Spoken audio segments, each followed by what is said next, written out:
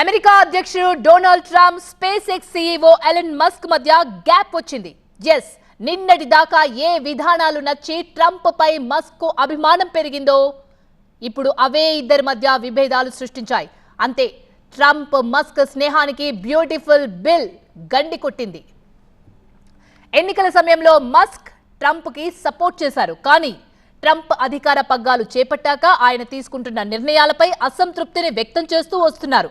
ఇప్పటికే డోస్ నుంచి వైదొలిగిన మస్క్ ఇప్పుడు ట్రంప్ తీసుకొచ్చిన బిల్లును బహిరంగంగానే వ్యతిరేకించడం చర్చనీయాంశమైంది.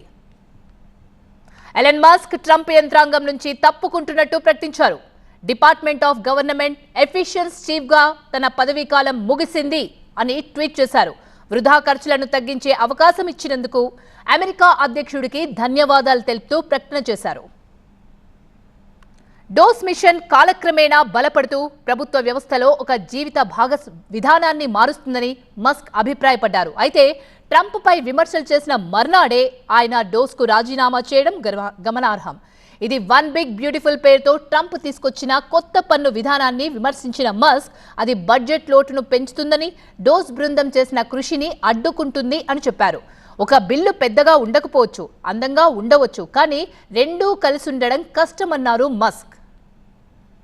మస్క్ వ్యాఖ్యలపై ట్రంప్ ఓవల్ ఆఫీస్లో స్పందిస్తూ ఈ బిల్లులో తనకు నచ్చని అంశాలున్నాయి, అయితే కొన్ని అంశాలు మాత్రం నాకు చాలా ఇష్టమని చెప్పారు.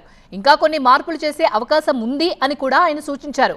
అలాగే రాబోయే రోజుల్లో ఏం జరుగుతుందో చూడాలన్నారు ట్రంప్.